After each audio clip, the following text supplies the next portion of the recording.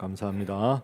우리 함께 인사하겠습니다. 소통하며 행복한 우리 모두 다 같이 아멘 할렐루야. 여러분 가지신 교재로 46페이지 제가 읽겠습니다. 요엘 선지자는 백성들을 향해 하나님께서 선포하시는 말씀에 귀 기울일 것을 요청합니다.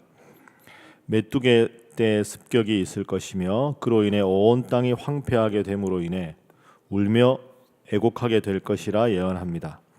결국 백성들이 해야 할 일은 참담한 현실에 대한 탄식과 성전에 모여 금식하며 부르짖는 것밖에는 없음을 말합니다. 오늘부터 우리 요엘서 말씀을 잠시 묵상을 하겠습니다. 요엘은 하나님의 선지자입니다. 그러니까 요엘서는 선지자 요엘에게 주신 하나님의 말씀이다. 우리가 이렇게 이해를 하면 되겠습니다. 그런데 이 요엘서는 좀 특별한 재앙을 만나는데 그 재앙에 대한 해석이 등장합니다. 메뚜기 재앙이 1장에 나옵니다. 자, 여러분 한번 보십시오. 자, 1장 2절 말씀에 보면 늙은 자들아 너희는 이것을 들을지어다. 너희의 날이나 너희 조상들의 날에 이런 일이 있었느냐? 너희는 이 일을 말하라 하고는 4절. 자, 함께 4절 읽어봅니다. 시작. 팥중이가 남긴 것을 메뚜기가 먹고 메뚜기가 남긴 것을 느치가 먹고 느치가 남긴 것을 황충이 먹었도다. 아멘. 그러니까 큰 메뚜기 재앙이 임한 겁니다. 근데 이게 우리하고 참 문화가 다르죠. 우리는 메뚜기 하면 그냥 이렇게 톡톡 튀어다니는 그냥 곤충이고 어릴 적에 메뚜기 구워 먹는다 이런 말도 하는데, 그런데 이 당시에 여기 있는 이 메뚜기는 어마어마하게, 그러니까 하늘에 있는 태양이 보이지 않을 정도로 수천 수백만 마리가 그냥 하늘을 깜깜하게 덮어서 날아다니면서 재앙을 주는 메뚜기입니다. 이거 메뚜기가 하는 게 주로 식물을 갉아먹지 않습니까? 그런데 이제 식물을 갉아먹는데 4절 말씀해 보면 팥중이, 메뚜기, 느치, 황충, 이게 다 메뚜기 종류지요. 그러니까 메뚜기가 식물을 갉아먹고 거기서 남은 줄기나 좀 단단한 부분을 그 다음에 다른 종류의 메뚜기가 또 갉아먹고 그 다음에 또 갉아먹고 또 갉아먹어서 모든 지면의 식물들과 모든 걸 다 초토화시켜버리는, 그 실제로 아프리카나 이 영상을 보면 이 메뚜기가 지나간 자리에는 아무것도 남는 게 없습니다. 그럼 여러분, 메뚜기가 모든 식물들을 다 갉아먹으면 그 식물들을 먹는 초식 동물들이 다 또 죽게 되겠지요. 그럼 초식 동물들이 다 죽으면 육식 동물들도 다 죽지 않겠습니까? 물론 메뚜기가 작은 동물들도 공격하는 경우가 있지만, 그래서 이 메뚜기는 모든 지면에 있는 걸 하나도 남김없이 없애버리는, 그래서 오늘 본문 말씀에 제사장의 소제와 전제를 드릴 것이 없다. 그건 하나님 앞에 제사 지낼 때 제물로 드릴 수 있는 것조차 하나도 남지 않을 정도로 심각한 재난을 이제 만나게 됩니다. 자, 이 메뚜기 재앙. 그런데 이 메뚜기 재앙의 심각성을 한번 보겠습니다. 자, 8절 한번 보겠습니다. 자, 8절 함께 읽습니다. 시작. 너희는 처녀가 어렸을 때 약혼한 남자로 말미암아 굵은 배로 동이고 애곡함같이 할지어다. 아멘. 처녀가 어렸을 때 약혼한 남자로 말미암아 굵은 배를 입었다.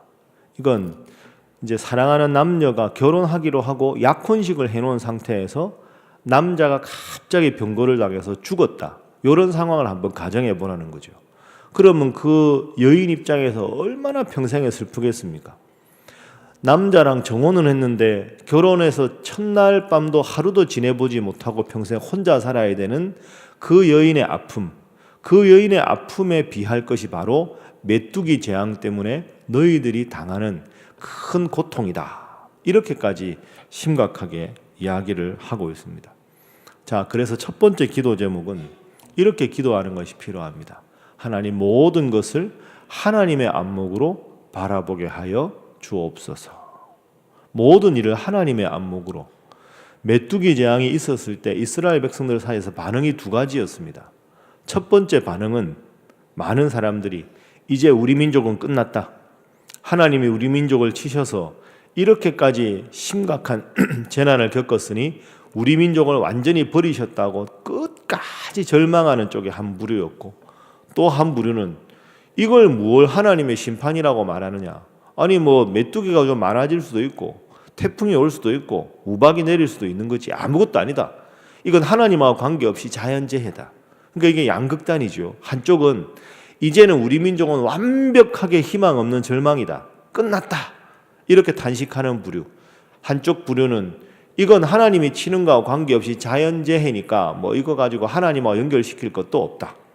근데 여기서 이제 요엘의 관점이 중요합니다. 요엘은 모든 일에는 우연이 없는데 하나님이 왜 이 메뚜기 재앙을 우리에게 보내셨는가? 이것을 통해서 하나님은 우리에게 어떤 태도를 갖기를 원하시는가를 생각한다는 거예요. 그러니까 재앙 때문에 하나님 앞에 기도조차 하지 않고 절망에 빠진 사람들도 잘못이고, 하나님 하는 일은 다 이유가 있는데 하나님하고 관계없이 자연재해라고 생각하고 신앙적으로 결부시키지 않는 사람들도 문제고, 메뚜기 재앙뿐 아니라 그 어떤 일을 만나도 하나님 왜 오늘 나에게 이 일을 주셨을까? 왜 오늘은 내가 이런 생각을 마음에 품게 하셨을까? 오늘 아침에 하나님께서는 나에게 어떤 말씀대로 살아가기를 원하실까? 모든 일을 하나님의 관점에서 보는 게 필요한데 요엘이 지금 그런 사람이라는 거죠. 우리 모두가 메뚜기 재앙을 겪지 않았느냐? 이렇게 그 사랑하는 여인이 남편과 결혼 생활도 해보지 못하고 죽은 만큼 큰 상처를 받았는데 어찌 너희들은 하나님의 관점에서 하나님의 안목에서 이 일을 바라보면서 해석하지 않느냐? 이것에 대한 안타까움이 요엘 선지자의 메시지의 핵심입니다. 그래서 여러분 이 새벽에도 기도하실 때, 그리고 매일매일 기도하실 때 하나님 나에게 왜 이런 마음을 주시는가? 이 새벽에 하나님께서 나에게 무엇을 위해서 기도하기를 원하시는가? 범사에 하나님의 안목을 가지시고 하나님의 뜻 가운데 살아가시는 여러분 모두가 될 수 있기를 바랍니다.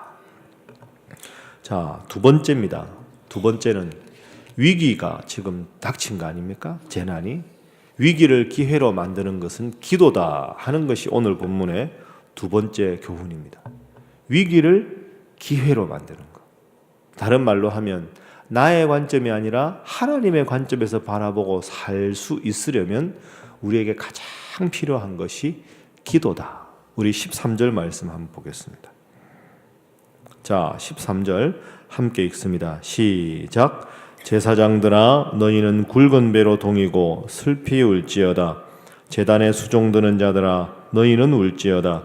내 하나님께 수종드는 자들아 너희는 와서 굵은 베옷을 입고 밤이 새도록 누울지어다. 이는 소제와 전제를 너희 하나님의 성전에 드리지 못함이로다. 아멘. 자, 14절 말씀도 읽습니다. 너희는 금식일을 정하고 성회를 소집하여 장로들과 이 땅의 모든 주민들을 너희 하나님 여호와의 성전으로 모으고 여호와께 부르짖을지어다. 아멘. 13절 말씀은 제사장들에게 주는 말씀입니다. 제사장들아 울지어다. 이 울지어다가 반복이 되고 14절 말씀에는 백성들에게 말합니다. 금식으로 기도하라. 14절 뒷부분에 보면 앞부분에는 금식일을 정하라. 뒤에는 여호와께 부르짖으라. 그러니까 범사에 하나님의 안목으로 가지고 살아가고 또 고통 가운데 하나님 뜻을 알기 위해서는 기도해야 한다. 슬피 울어라. 이건 눈물로 기도하라. 금식하며 통회하라. 금식으로 기도하라. 그러니까 우리가 세상 살아가면서 하나님 뜻이 무엇인가를 알 수 있는 가장 중요한 비결은 기도다. 그리고 그 고통 가운데서도 하나님의 뜻을 깨닫기 위해서 하는 것도 기도다. 기도가 무엇이냐? 땅의 문제를 하늘의 관점에서 푸는 열쇠가 기도다. 쉽게 생각하면 그렇게 할 수 있겠죠. 땅의 문제를 하늘로 푸는 열쇠가 기도다. 이 세상에 일어나는 모든 나와 관계된 일에서 하나님 뜻을 깨닫고 그 뜻대로 살아가게 하는 것이 기도다. 기도가 가장 큰 힘이요 무기입니다. 오늘도 주님 앞에 기도하시고 기도 가운데 늘 세상적인 관점이 좌로나 우로나 치우치더라도 하나님 원하시는 하늘의 안목을 가지시고 살아가시는 여러분 모두가 될 수 있기를 바랍니다. 세 번째는, 그래서 우리의 기도의 핵심은 하나님, 늘 하나님 편에 서게 하소서 하는 것이 우리의 기도의 핵심이 되어야 한다는 겁니다. 늘 하나님 편에 서게 하소서.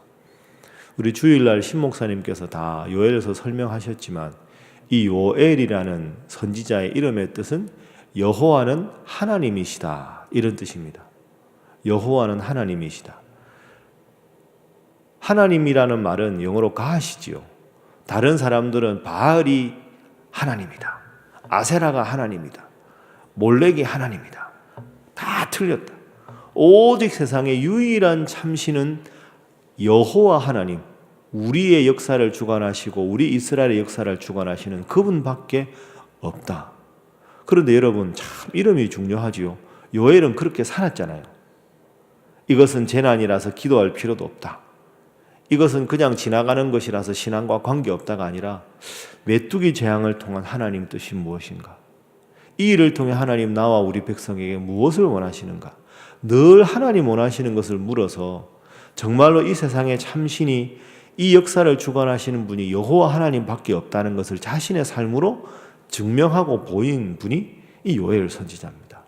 그럼 오늘 우리가 요엘서 1장을 읽으면서 우리의 기도가 이렇게 되어야 하지 않겠습니까? 하나님, 저를 통해서 하나님의 모습이 드러나게 하시고, 저를 통해서 하나님의 뜻이 무엇인지 드러나게 하시고, 저를 통해서 슬픔을 만난 사람 하나님의 위로를 경험하게 하시고, 저를 통해서 하나님 믿는 사람이 어떤 사람인지를 보이게 하여 주옵소서. 그래야 우리 한 사람 한 사람이 요엘 되라 하는 것이 이 새벽에 하나님께서 우리를 부르신 뜻인 줄로 믿습니다. 그래서 우리가 이 새벽에 이렇게 기도하겠습니다. 하나님, 모든 일을 하나님의 안목으로 바라보게 하시고 이 일을 위해서 기도하게 하시고, 기도하여 우리를 통해 하나님이 드러나시고 하나님 영광받는 나날들이 되게 하여 주옵소서. 기도하셔서, 날씨가 많이 춥습니다. 영육간에 강건한 여러분들 되시기를 주님 이름으로 축복합니다. 다 함께 주신 말씀 생각하면서 함께 기도하겠습니다. 주여 믿습니다. 주여 믿습니다. 주여 믿습니다.